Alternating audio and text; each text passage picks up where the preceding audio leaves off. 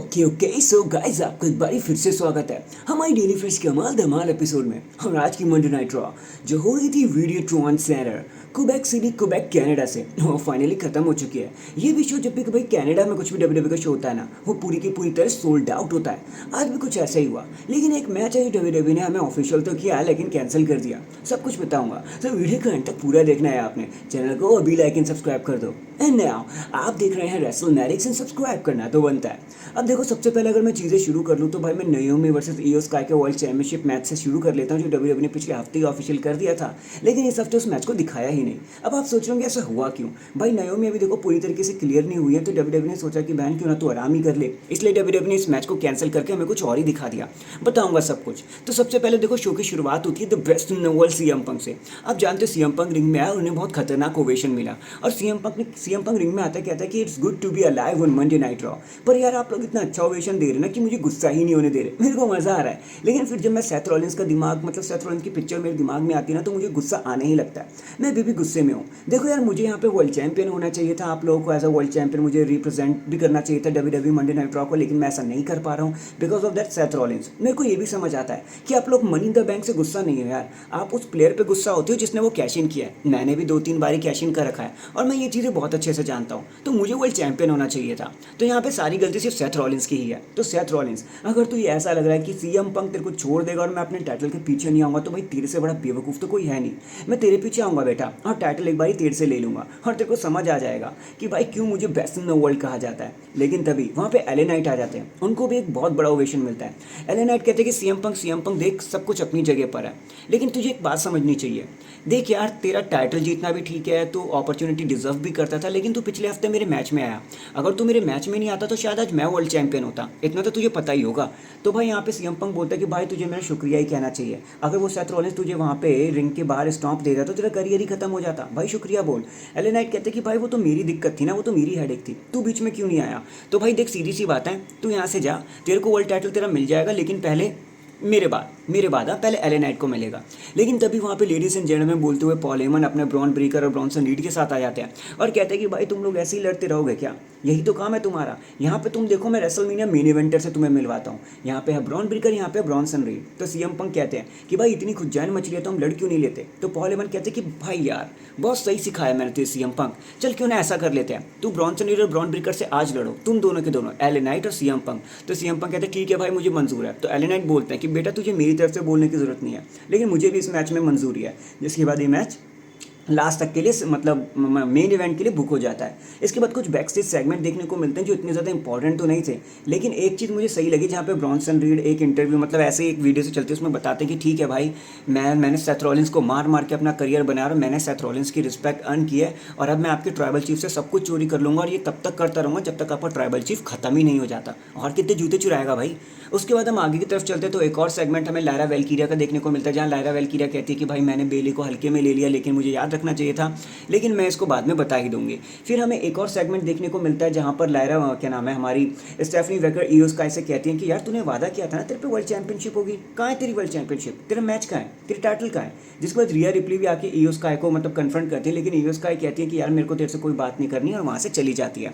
फिर हमें सबसे पहला मैच देखने को मिलता है जो कि एक टैग टीम मैच होता है। अच्छा ही टैग टीम मैच था, मतलब AJ Styles Dragon Lee versus El Grande Americano and Dominik Mysterio. बताने के लिए यहाँ पे ज़्यादा कुछ हुआ भी नहीं। देखो हुआ ये कि एल ग्रांडे अमेरिकानो एक बारी फिर से वो मेटल प्लेट अपने सर पे छुपाने की कोशिश करते हैं, लेकिन एजे स्टाइल उसे पकड़ लेते हैं और वो मेटल प्लेट जाके गिर जाता है बाहर, जिसे वो डोमिनिक मिस्टीरियो लगा लेते हैं, और फिर डोमिनिक मिस्टीरियो उस मेटल प्लेट से अटैक कर देते हैं एजे स्टाइल के ऊपर। एजे स्टाइल नॉकआउट हो जाते हैं और स्मॉल पैकेज से 1-2-3 कर देते हैं हमारे एल ग्रांडे अमेरिकानो, और मैच को जीत जाते हैं। तो डोमिनिक मिस्टीरियो और एल ग्रांडे अमेरिकानो ये लोग मैच को जीत जाते हैं। नेक्स्ट मैच में इम्प्रॉम्प्टू देखने को मिलता है। हम जानते हैं कि नाओमी क्लियर नहीं है और ये वर्ल्ड चैंपियनशिप मैच उनका कैंसिल हो चुका था अगेंस्ट इयो स्काई। तो फिर हमें इयो स्काई वर्सेस रॉक्सन प्रेस के बीच में एक मैच देखने को मिलता है, जहां मैच काफ़ी अच्छा था, लेकिन जब काबुकी वॉरियर्स मदद करने की कोशिश करती हैं इयो स्काई की, तो ये मदद उन पर ही भारी पड़ जाती है और एक रोल ऑन पिनफॉल से जीत जाती है रॉक्सन प्रेस। मैच तो ये काफ़ी अच्छा था, लेकिन अभी काबुकी वॉरियर्स और इयो स्काई के बीच में एक मतभेद हो गया कि भाई तुम्हें मेरी मदद करने की कोई ज़रूरत नहीं है, ये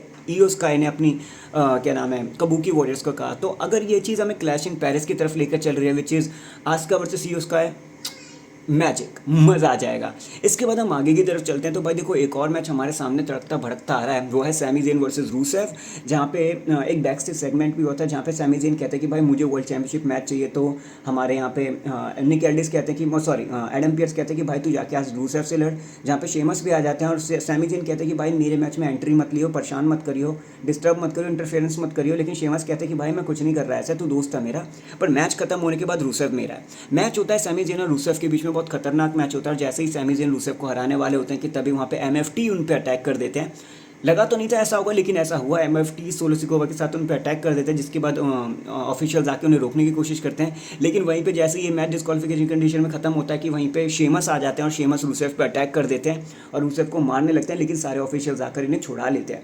देखते हैं यार आगे इन चीज़ों के बारे में और क्या कुछ हो सकता है। मतलब डब्ल्यूडब्ल्यूई अच्छा लग रहा है भाई, ये शेमस, सैमी ज़ेन, ये एमएफटी, इन सब का ये जो एंगल चल रहा है ना, मेरे को पर्सनली ठीक लग रहा है। क्योंकि भाई अकेले अकेले करने से तो ठीक ही है। देखते हैं डब्ल्यूडब्ल्यूई इन जंबल पीसों को, इस पजल पीसों को कहाँ जाके जोड़ती है। भाई मज़ा बहुत ज़्यादा आएगा। तो ठीक है यार, जो भी चल रहा है सब बढ़िया चल रहा है।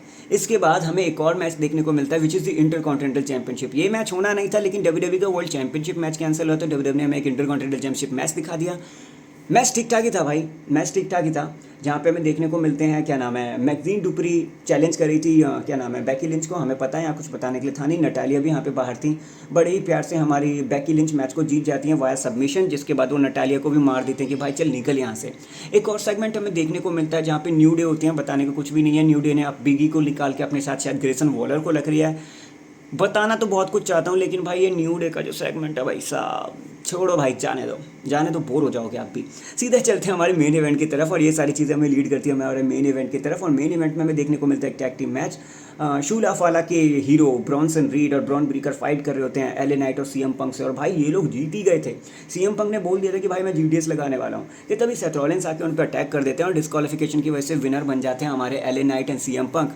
होता बाद में कुछ भी नहीं है, ये लोग आके बड़ी तगड़ी तरीके से अटैक करने लग जाते हैं सारे के सारे। लेकिन इनको बचाने स्टील चेयर के साथ आ जाते हैं हमारे जे यूसो, जो आके पूरी तरीके से मदद करते हैं एले नाइट और सीएम पंक की। जिसके बाद जब सेथ रॉलिंस की टीम जा रही होती है तो वहाँ पे क्या नाम है, हमारे क्या नाम है, एडम पियर्स आ जाता है। एडम पियर्स कहते हैं कि सेथ रॉलिंस तुझे इतना खुजाट है ना लड़ने की, चल मैं तेरे को और बताता हूँ, ये तो तुझे सुनना चाहिए। So at clash in Paris, मतलब क्लैश इन पेरिस में हमें फैटल 4-वे मैच देखने को मिलेगा। Seth Rollins versus LA Knight versus CM Punk versus Jey Uso. Fatal 4-वे match for the world heavyweight championship. और सेथ रॉलिंस को इस बात से गुस्सा आ जाता है, लेकिन वहीं रिंग में सीएम पंक और एले नाइट के बीच में आर्ग्यूमेंट्स हो जाते हैं और वो लोग लड़ने लगते हैं। जे यूसो इनको छुड़ाने की कोशिश करते हैं, लेकिन इसका कोई भी फायदा नहीं हो पाता। और इसी का मतभेद देखकर, क्योंकि ये लोग आपस में ही भिड़ जाते हैं, सेथ रॉलिंस की टीम आकर फिर से इन पे अटैक कर देती है और सब कुछ कार्नेज में बिखेर के चली जाती है। एंड डैंग, इसी के साथ हमारी मंडे नाइट रॉ यहीं पर खत्म हो जाती है। लेकिन आपका आज के शो के बारे में क्या कहना था, कमेंट करके ज़रूर बताना।